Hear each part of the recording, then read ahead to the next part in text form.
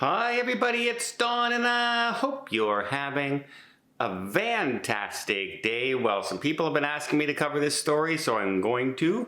There is an FBI investigation into a death on a cruise ship sailing out of Galveston. We'll talk about that.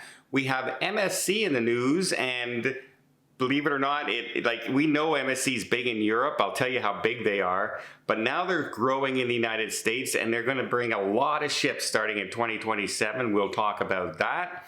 We have NCL canceling 2 out of 3 stops on an upcoming cruise, and people are not real happy about that. Then we also have some good news for people sailing into the Mediterranean. We have a cruise port that just finished renovating a pier, making it available to large mega ships now, which is set to become a really important hub for Eastern Mediterranean cruises.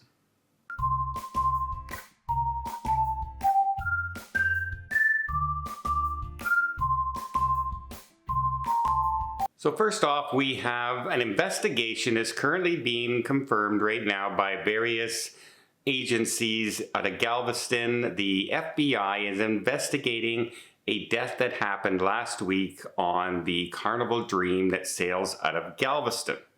Now, the reason I haven't really covered it is some of the news breaking out there is calling it a suspicious death, and there is possible foul play. And right now there is no indication that this is anything at all. There are numerous reasons the various police forces can get involved in an incident like this. It could be, all kinds of reasons. Even Carnival Cruise Line has come out and said there is currently no investigation going on about a suspicious death at all. And they're disappointed that some cruise passengers have started rumors without really knowing the truth and what's going on. So that's one of the reasons I didn't really cover the story too much, because people, unfortunately, on cruises, folks, we have incidences all the time. Medical teams are busy all the time, and unfortunately, we do have people who pass away on cruises quite literally almost every cruise in some cases. I was once on a cruise talking to a doctor, and they said they had been on 41 cruises where somebody had passed away on their term, like their contract that they were on the ship. That's a lot of people. And so, yeah, no suspicious. They're just investigating something. It could be, because of the area they were in when the person passed away, who's in charge, etc. So that's what's going on with the Carnival Dream. NCL Getaway right now is just sent out letters to their passengers saying that their October 29th sailing of this year, they've had to make some changes to the itinerary. Pretty drastic changes. They were supposed to go to Bimini and Nassau in the Bahamas, and instead of going there, they're going to have a sea day, and they're going to have Cozumel in Mexico. Kind of 2 completely different vibes now on this cruise that they're taking. The other one is Great Stirrup Cay was the other stop, which is unchanged. And passengers really aren't happy. First of all, they're changing the destination almost completely, right? Mexico from the Bahamas is completely different destinations.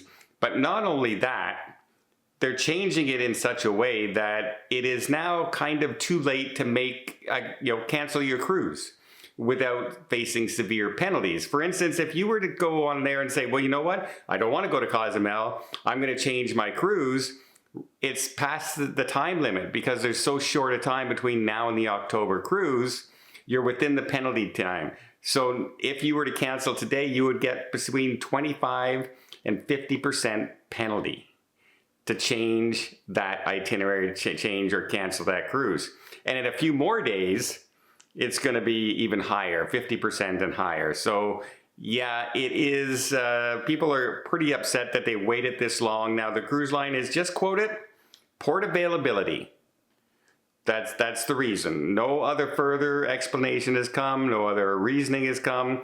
And when you take a look at the itinerary and in those port days in Nassau, for instance, There's only 3 other ships in port that day. Nassau can hold many more than 4 ships. And when you look at Bimini, there's only 1 other ship currently scheduled to be there when the Getaway was scheduled to be there. So not sure what's going on there, but again, people are not happy, pretty upset with it, and not being allowed to change the cruise with no penalties is also something that they're very upset about. Let me know in the comments down below when an itinerary changes that much, 2/3 of your ports are changed or canceled. Should you be allowed to change without any penalties at this late time? I kind of think a cruise line should allow you to do that. Next, let's talk about MSC Cruises. Now, in case you don't know, MSC Cruises is pretty big in Europe. They're making a pretty big splash here in North America right now with the World America, etc., etc. But they are so large in Europe. They currently have 17 ships sailing in Europe alone. 13 of them are in the Mediterranean and 4 of them are in Northern Europe. So that's how many ships are already sailing in Europe. They pretty much dominate Europe. I don't think anybody comes close to having that many ships in Europe other than them. But they're also moving into the United States now. They're bringing more ships. They got that brand new World America coming that's sailing here that people have been raving about and having a really good time on. So it's another giant mega ship. Well, now in 2027, they say they're going to have 6 ships sailing out of North America. 2 we're going to sail out of Port Canaveral, out of Orlando. They're going to have ships sailing out of Miami.